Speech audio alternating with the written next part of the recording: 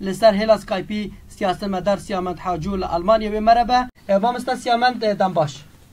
دنباش جافا وامستا سيامند زبارم داخوانیا ارتش آزاد ما تگهداریا مکر داخوانیا و اشتر هنگ نافروکا ویجی بحثی بکم دبیجه عفرین دست پیاده ده دناله روشا عفرین و خلق سویل لعفرین دبن ریوبریا پیاده و پکه که ده گلگ خرابه ام دخوازن عفرین رزگار بکن جه پیاده و سیاستین پکه که تو چه سر داخوانیا ارتش آزاد یا کو ایرو گروپ نوی چاکدار لعفرین شردک ام زانن دسبیکا هریم کتیبن کنترولا پیده ده هریما کرسانا سوری گشتی نبس عفرین سیاستك ديكتاتوري بكارتين ت مجالينات نتفقرا سياسي ياخد بينن ريك بريش شغرت بينن نكارن كاري خو بكن بصداع جالك ذان هاتنا قرتن حتى ايرو قلك حبسي سياسي هنا لشقرانا جاري ما قلك جارا بحث كريا بحثا سياستا صدي صد حتى استكي راستا افداخيانيا هناكي ملطي عفريني وكا الحمو بارتي كردستانا سوري بندستن تنكاري نرينك جداج بيدي بدي خويا كرن هكت ويناكي بكي تتكذي زنداني واناكي دا وقالك جارا ريخصني ما في مروفاينا في دولتي بحسار وشا كردستانا سوري كرنا و ايش كان جات حبسي واناكي دا بكي ماي چلوسي جالك فاني سياسي هاتنا كشتنج وقتا هريم كتيا بن دستي بيدي دا افصدي صد راستا جبرولوجي يعني اهلي كيفا دوی داخویانی دا راستی هایش آلیه دیفا از بهور ناکم لشگری ناوی خود که لشگری آزاد وری عفرینش بوی ملطه عفرین رزگار بکی اف لشگرکی غریبه هجمارک مزن جواناکی نه حریمینا تبخوازی ملطکی رزگار بکی دوی کسی حریمی ریبریا جه بکن و امزانن پیدی بخوشینا کسی حریمینا اف پیکاکا کردی ترکینا هیزاکا جبوی برجاندی کردی ترکی کرد که نجبوی برجاندی کردی سوری کرد که بس لشگری ناوی خود کنه لشگری آزاد او جینه حریمینا دوی هیزک حریمی کردی سوری او اداره حریمی بکن و او بروانیت برا بکن و گرکواناکی حریم رزگار کربانش دسته پیده بداخوا افناکی نبو نها ترکتین و کامیزین پیش روژی و رفت چاوابه بس از بهوردکم روشا عفرینه باجاری عفرینه و گلکی خرابه تدبيجي افاناجي اف جروبيني تشاكدار يعني نتوا نصافيه او جي بمرامن خوي تايبت دخوازن عفرين دستر عفرين دا بكرن باشا او دبيج داهو يعني قدت بيجن دبيج ما تشريك وفاكري العفريني يكو ما ازاد كري ما بيادي جي رافي ما كنترول كري بيجي همي فاكرينا خلق سيفيل دكان فاكرن مالي خو ولسر مالو ملكي خبن راستا وسا قوتنا وبس برس اوا ويخلق فقرن او هرمي خصنا بين كنترولا خدا بالا بيجا كاستيدانينا برس اوا بهوريا كرداب و دي هيزاچك دار عربيتي جو ورن گنده خو وگرن از بهور ناکم هجمارك مظنش كردان وگري هكا براستي اف هيزي عرب الهرمي بمن دوي هيزك كردي هبي او هيزا كردي وري هرمي بپاريزي هنگي و كرد وگرن بس نهي حمو هيزي كردي از بهور ناكم جو هجمارك مظن وگري هكا بيدي بخوجي دي سهرمي بخبن سيخوت تبلغو هيزك كردية ام زانم 100,000 كرد پنابر بونا ناخوازن وگرن وكا قامش لو كوباني جبر سياستا بيدينا وگرن لو ما دوي التناتيفك هبي دوي هيزك دي كردي براستي دوي هرمي بخنا بن كنترولا خودا اف هيزي ناوي خو کرنا لشگري آزاد میکردن باشا ما مستاد نارينا تدا چارەسەری ئیروچیل ئەفرینێ چارەسەری چیە ئەفرین vê nehametê vê karasetê rizgar bibe ez bahawerdikim wekam got vê hêzeke Kurdî leşkerî hebe hêzeke birastî bercewendiyê Kurdê Sûrî diparêze ew werne herêmê ew ê herêmê biparêzin yek jê pêşmergê rojin ev يعني هيزك جوكاري هريمي بباريزي بهوريا ملتي كردي سوري بواتي بهوريا ملتي هجمارك مظن جملتي عفريني بهوريا بواتي هكا او نبي دوي هيزك دي كردي هبي كردي عفريني او هريمي بباريزن حتانها لشگری آزاد سیاستێکی ڤیالی دە نەدایە خویاکردن و ڕاستە هژمارێکش کوردات ناوادە هەیە بەس هژمارێکە گەلێکی هندیکە و ئەوژی نکارن سەرێ خۆ بڵە بتن هێزەکەت ناو لەشگەری ئازادەیە کەسنە کوردن کەسنە وڵات پارێزن ژی ناوادە هەنە بەس دیساژی دوێ هێزەکە کوردی هەرێمی ئەو بپارێزن هەرێمی باشا مامستا دمانها عفرین دبن تو باران دا و دبن وی شری دا پیاده ریناد نه سویلانج عفرینی درکوین ده همان دمی داشی گل گوتن درکتینا کو سرکرداتیا پکک و پیاده یکول عفرینی نه بر و حلب روینه و هنگ جوان مینا وزیر وای نافخوی کانتونا عفرینی جی هم هزاویا هات دبیجنه یا پیاده بخوا دست سر دگرتینه تو چه سر وی که دبیجی؟ جروجا تركا هجومي عفريني كرن درباسي هريما كردستانا سوري بن بيدي قند فالا كرن خلق آنينا عفريني باجاري عفريني او خود بيجن مليونك از بهور ناكم مليونك هبه بس كيماي 800,000 كس الويدي هيا افناكي وكا مرتالش خورا بكارتينن تخوازن خبوا بباريزن جاليه ديفا تخوازن خلق بدنا خوياكرن جواتا ناف دولتي را بدنا خوياكرن جو ترك مدنيات دكجن امزانن هكا ترك هجومي باجاري عفريني بكن بهزارة مدني وينا كشتن بس مسؤوليات يا بيدي كاري او مدنية بحميني فيناكي ناكن برفاجي ويناكي تكن خلق طوب كرنا وكا ايسير وكا مرتالي شرب كارتينن و كارن كاريب بهلن افكسيها دركفن جهه آرام بس مجال ندانا واناكي اوش قصدي آنينا عفريني و اسبعتك جي جو بيدي بخوزاني جو نكاري جيجي تركا بكي زيتري 20 سالال كرسانا تركي شركر نكاري بون باش گندكي رزگار بكن ايرو گندك دستي وادنينا چاوا بكار بن عفريني رزگار بكن ما مستا سيامند عفريني دا وكو مشترك قلت السركردين پیاده و کانتونا عفرین مینا سعید عصمت غباری وزیر دادیا عدل بجه اوجی بازدایا جبو باجارو که نبله گلو دما و دما هستیار ده چما سرکرداتی و برپرسین پیاده و کانتونا عفرین جه عفرین درافن افيلك درافن هجمارك كادري واي لشگري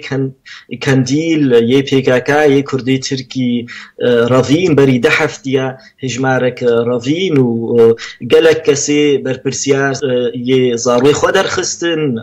كسي بريواناكي هبون قاريبون بپرادر كبن بيدي دعوة حتى $1000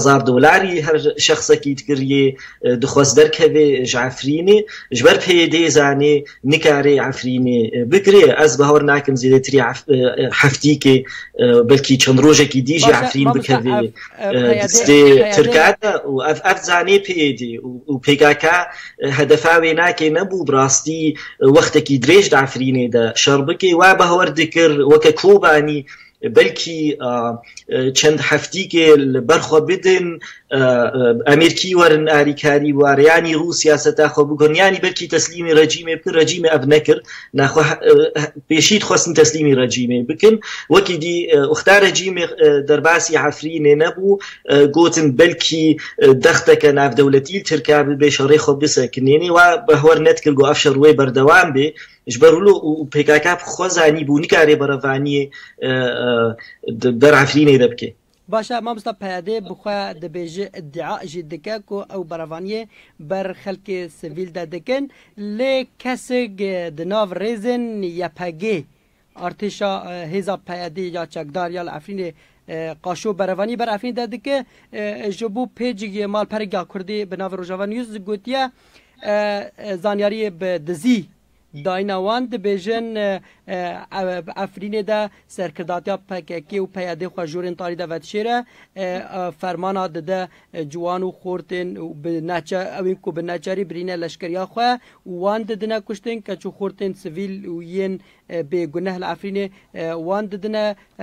ریزا پیشی یا سنگرا شر و هر وصا دبیجن کو تشتی لعفرینی چه دباو پروپاگاندا کو پیاده دکه دبیجن ما هنده کس دیل گرتینا ما وصا کرینه بجه تشکی وصا تونه یا راستی او طاری کرنا راگ هندنه یا کو پیاده ترتنه رید ده دزگهن خواه یه مینا روناهی وان روماله بکه ریناد نه دزگه بلایان ین کردی سر بخواه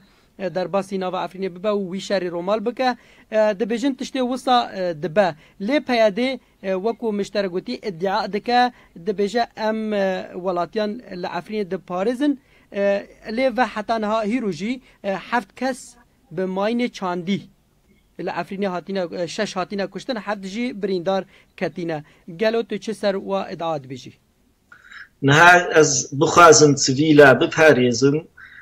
از این محاوله کم او کسی سویل از بمجهکی آرامی له هوی ام زانم برای لشکری ترکی لعفرین دور پیچ کرنا بیجه گشتی بیجه هاتی دور پیچ کرن و تنکاری سویلا لعفرین باجاری عفرین بپاریزه سویل زیدت جوختا شرط سپیکرنا نکارنج عفرینی در بکفن ایروجی ریحیا کارن وانا که در بخن کارن وانا که ببنا من بچ جهن رينا دي هنا كارن واببن بس هبالي بيدي سيطرة جروجا روجدا أفاكرنا در دورة عفريني ناهل نيت سيفيل در كبن باشا افتشبر أفاني وقتا أزانب مجهك باجارك لشجركي مظن هجومي ويناك يبكي أز نهل مخلك جوي باجاري در بكفن أنا هناك خوازم أفكسي هناك ورنا كشتن أبناك نبر أفانيا واتكن تخوازن عفريني بخنا جورستانك مظن وك كرسانا سوري جلك جهبونا جه گورستانه پیدی جارکی نویسکارکی کرد بود و پیکاکا نهری ماتریز گارد که او گورستانه آباد که و عفرینجی که گورستانه که مظن حکم مجالی ندی کسی عفرینی گو خب پاریزن و عفرینی در بکوین گرک کردی چل کرسانه عراقی به چل اروپا به گرک ایرو براستی در کوین خو پیشندانه دیجی پیکاکا و پیدی بکن بیجن دوی اون و کسی سیویل وی 800 هزاری اون بپاریزن وی اون مجالی بدنا وانا که در بکوین عفرینش بوی افکسی سیویل نو نکشتن ما مستا سیامند از بارم مشتره دنوا و نوچه ده بحثی کرجی دبیجن سرکرداتیا پیادی و سرکرداتیا پاکه خوال عفرین دنوا ولاتین سویل ده خود وشیره فرمان خوشی ده راستا نه هات که نتشتكي نوا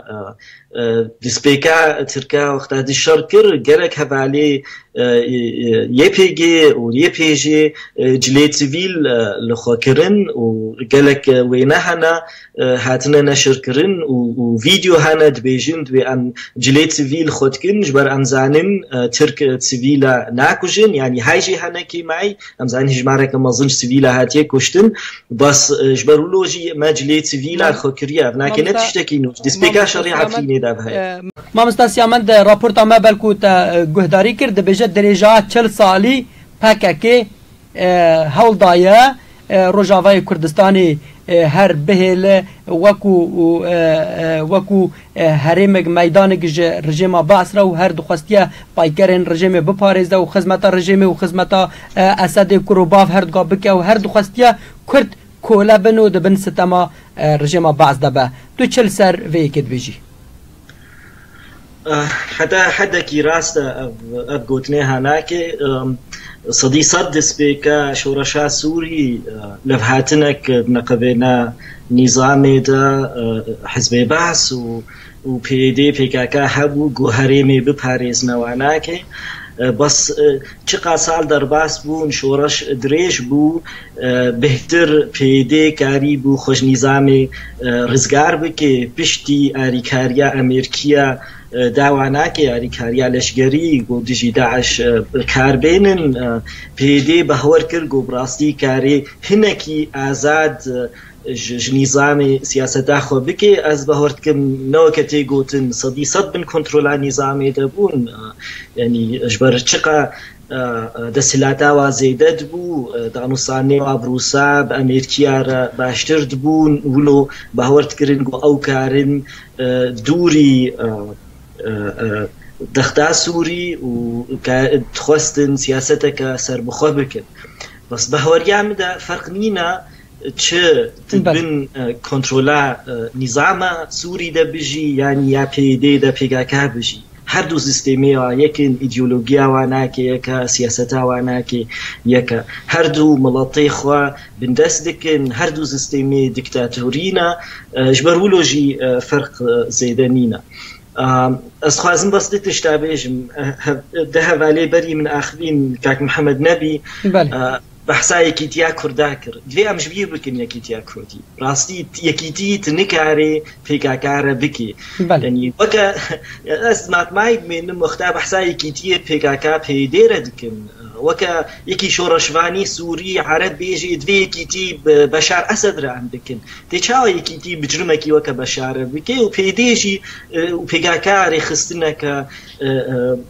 سەدا خەڵکوشتنە و سیاسەتاوە وەکە حزبێ بەحسە شریکاتی قبول ناکن دوێم وێ ناکێ فێهم بکن ئەم نکارن یەکیتیە پێدێ دەبکن و ئەم وەختی خۆشی پێرە نەبن ژبەر ئەو ناخوازن بکن و بخوازنژی بکن ئیدیۆلۆگیاوە ناکێ مەجاالێ نادیێ دەژبەرلۆژی دوێ سیاسەتەکە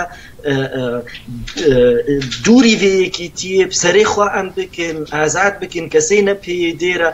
ئەم ئەو نێزیکی هەفتوو بن و ئەو کارە بن براستی سیاسەتەکە سەربخۆ بکن و دژی پێگاکە پێدێ بسەکنن ژبەر واناکێ ئەزمائیرۆ عەفرینێ ئەم تێدا ئەو سەبەبن بەردە و ئەو هێزەکە کوردی ترکینە بەرەڤانیت بەر قەندیل دەتکن و نەت بەر کوردی سووری دەتکن لۆ ماژی ئەفشە ڕێها ناکێت چێ بوو لۆ ماژی ترک دەرباسی کوردستانە سووری بوون گۆ پێکاکە نەبانە ترک دەرباس لێت بن تەڤل و گۆگەلێک کەس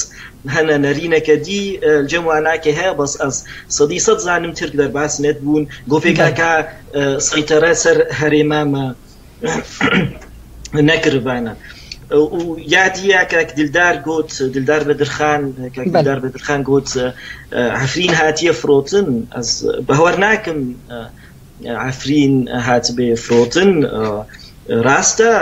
ڕووساژی و ئەمریکیاژی ڕێدانە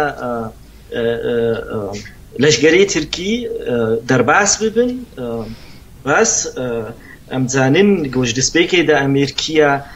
پەیماناوە ناکێ پێکاکارە نەشبەر کەیفاواژ پێکاکا پێدێرە دەهات ئەو ناکێش خۆرە بکار ئانین دژی داعش و باشە مامۆستا ینی باشە مامۆستا ئەز پرسیارێک دیشتا بکەمە لەسەر ڕەوشە عەفرینێ و سیاسەتین کو ئیرۆ تێ کارانین سەر عەفرینێ دەبێژە نویسکار گوتارە خۆدا بەردەوام دەبێژە پاکەکێ شخوا هەوڵدایە هەرێمی کوردی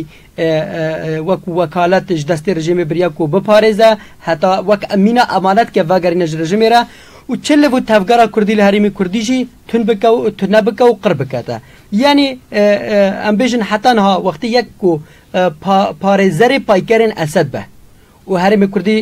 بپارێزە ji بۆ ڕژێمێ و لە بۆ تەفگەر دژی ڕژێمە ئەسەد تو نەبکە مەبەستە واژەی چیاف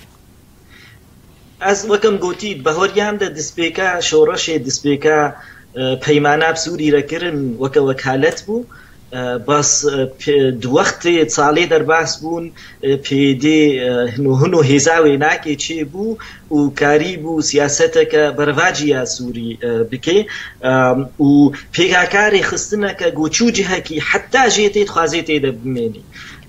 ولو هەسانی دەرناکەوێ ژبەر ئەو خوازێ مڵەتەی وێ دخێ بن کۆنتڕۆلا خۆدە و ژێرە پێویستە وەکە تەفگەرەکە سیاسی هەرێمێ مەزن بن کۆنتڕۆلاوێ دەبن و شخۆرە اقتصادیجی هەرێم کارتانیش بەهۆر ناکەم ینی براستی پێدێت خۆست يعني فاسالي شوي هرمي وسا حساني تسليمي نظامي بكي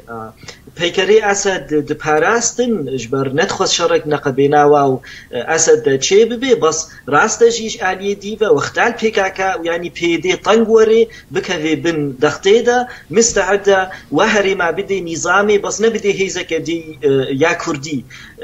امزاننها بری کوبانی جی و جزیره جی بکی شرک بی بلکی ترک در باسی ویدی جی ببن و پیکاکا و پیدی مستعد بن وقتاب بكفنا بن دختة كده ببين بلاستي خطري سر كادري واي سياسي هيا ومستعد ذي هريمي بدنا نظامي بس نمستعد هريمي بدنا هيزك دي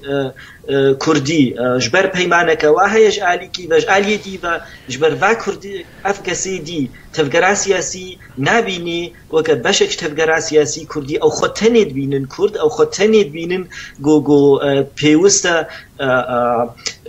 برافانيه بر كردات بي او خطنيد بينن نولري كرديش برلوجي دبيجن هكا نعم هريمي كنترول بكن بلاتي هزيدي كنترول نكن باشتر ام بدنا تركا يعني بدنا نظام سوري بسنا شينا بكفي دستي رخصنا كردي ده ما مستعد دمك وعفرين راستي تو باران وبمباران تكرن باكا كي لاوروبا يخافي شاندانا دك وهوارا جشتي بان كريا وبحثا نفير عام كريا ودبيجا خلق همي رابن وبتش اوايبن الدجي في اريشا تركا بسكنن والريا بقرن ترينا بشاوتينن هرچ كاربه بلا كرد رابه برنگي حرمكي عشوائي انجام بده ده همان ده دجي يك وينا زاروگي عفرين لخوا پیشاندن خود برنا که صورت و آلين پکک و اجلان بلنکه و ده بيجا بي سروگ جيانابه تو چت بيجي ده همو خوا پیشانداني بوي عفريني هبالي بي دي و پیگاکال بي دي دراشنا وينين عبل اجلان و هبالي آلي پیگاکا تبلوگو ويني عبل اجلان و آلي پیگاکا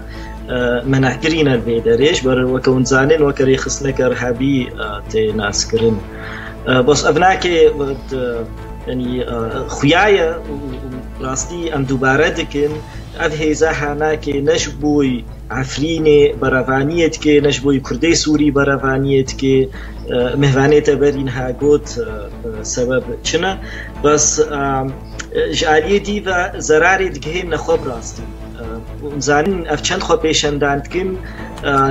و هر سه روزی چوی رخصت ناستینن و پلیسی آلمان یعنی کمایل آلمانیا ده خو پیشندان کردن هر دوجی اذن نستان بون پلیسا او دوری هفدو خستن نهستن خو پیشندان چه بین چون خطی ترینا گرتن افدهیلن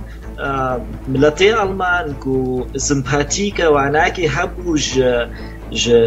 پیدیرا جبر براستی او کردی سوری پیدی یه پیگی ناس دکن افزم پاتی و وندا دکن جالی کی و از خو باش بینم شوی ببینم براستی اف هزا هناکی چیه زمپاتی یاد دانه و ناکی آلمانیا زمپاتی نش ملتی کردره بود تالی زمپاتی و استفاده جیتکر و کاری بول آلمانیا علی کاری ببینن گلک سیاست منداری آلمان گهابونه بهوری کی گفت براستی خوازن دموکراتی بین کردستان سوری نهاد بينن قبراستي نوصايا هيزا هذاك حتى ألمانيا مشكلات كي هجومي قلق جهة تركا كرن جامي شوطاندن مكتبي تركا شوطاندن هجومي بنجي واكرن أفلاك زرار دكي واناك وروي خوي راس ددنا خويا كرن بيغاكال أوروبا أفشان صالة تشتي وصانت كرن جبر نتخوستن تخوستن جلستا إرهاب در كفنج عالية ديفا نتخوستن بيدي بكوي لستا إرهاب دا في كاري خبر دوام بكن ويكفنا لستا إرهاب دا بيديجي بكوي دا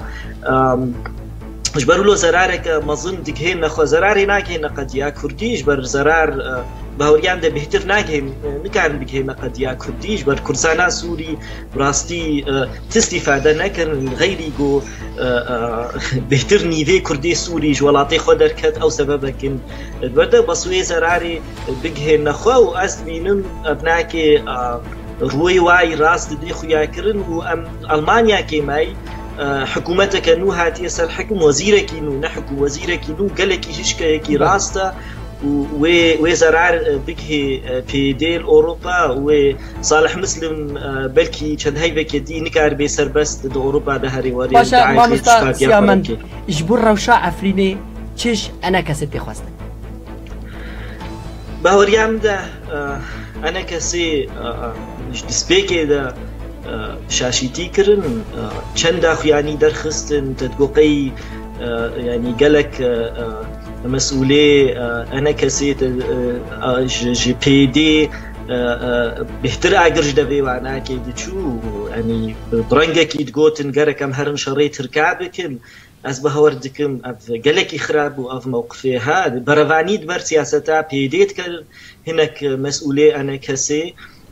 وأصبح وردكم أبناكي نج برجواندی کردی سوری بوش بر گرک آن کسی زانی بانا پیدی نکاری برفانیت بر عفرینی دبکی و تالی و ترک درباس ببین باشا حواله کربانا الترناتیفک جپیدی روانا الهریم براستی و بهور یامده گرک کی معی محاوله کربانا دانستانی خود ترکانه کربانا جبر زانی بون شو افجی پرسیار گامنا ما مستسیامن مجبورن باره رون ما مستعد شو أفجي برسيار جامنا كنت نابينا كرت ديسانه وجا يعني بآلين تركارا بآلين جوا كان أفضل تيرا دانستاندني بكا ريار رزقار كنا روش آوابا كو بكاربن روش آواب رزقار خرابت كاري دوباره بكي دنگ نهات راستي بله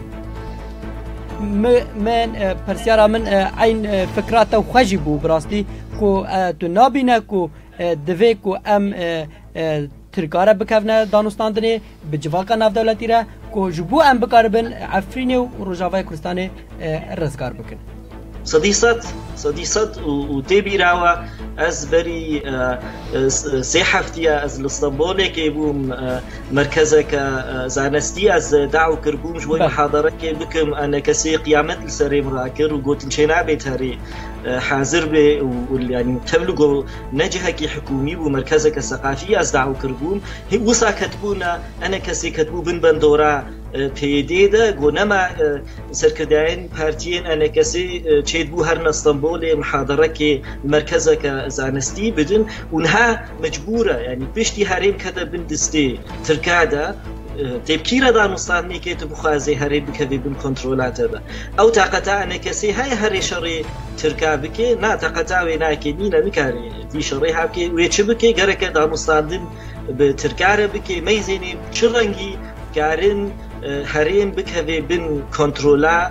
تفجرا سياسية كردي غيري بيكاكا تشينابي أولوية دي بن وجي أنا كسي في خشك زلال بدي خويا كرين أو تجارة بيكاكا كارناكن بيديرا كارناكن هكا هرين بكذا تركجي در كفن في بكذا بن كنترولا خلقي هريمي بي بيكاكا و بي بيدي ومجبورن دانوستان لا تركارا بكن يعني ننها گرک کربانه پشتی کتب کنترلات کرد که برینگ حاضری کربانه استراتژیک خورا آوا کربانه بس أنا کسی اثبات کرد بود استراتژی الجمعینا که نینن و براستی گلک جوانا که حوالی میل سوری بن بندورا پیکاکا پیدی و بن کنترلا وانا کده. بله ما مستا سیامند تو خوا وکو دزانی ترک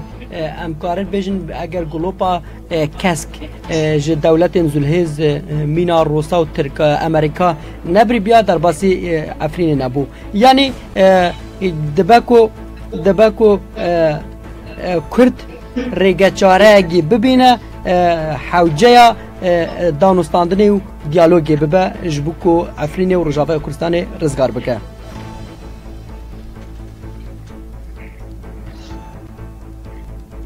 یعنی تو نابینه که تفگره سیاسی یا روجاوه کردستان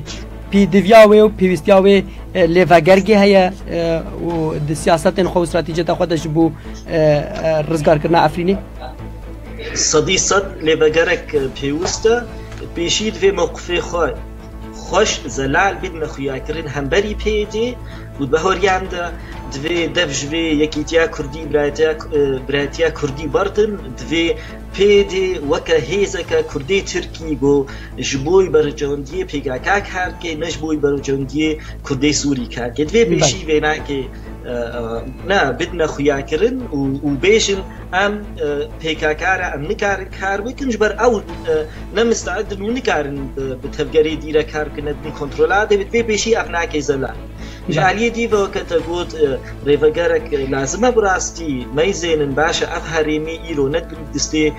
كنترولا بي دي ده بچرنگي ام كارن وابخنا بن كنترولا خدا وقت قو صدي صدر است دو هزين اف دولتي دو دانستان مبروساره بامريكياره وبتركاره وانجليزي وفرنسي هادو اليجي قالكي مهمن بواره دانستاندن چه ببن سر استك بلند و ام استراتيجيكي جبوي كردستان سوري استراتيجيكا نو ام چه بكن اف صديصت بيوسته افناكي نبي و اف جيشي نافي خوكرنا هيزي احزاد او هيزي عرب و حريمي يروج بندسي بيدي در كتنويد بن كنترولا وعد مني و اصبحات كم افنش برجون دي كردي سوريا از سپاسیا ماموستا و سیاسمدار سیامند حاجول آلمانیا جدی کم گلک سپاس بوده تجی مرا بشدار بوده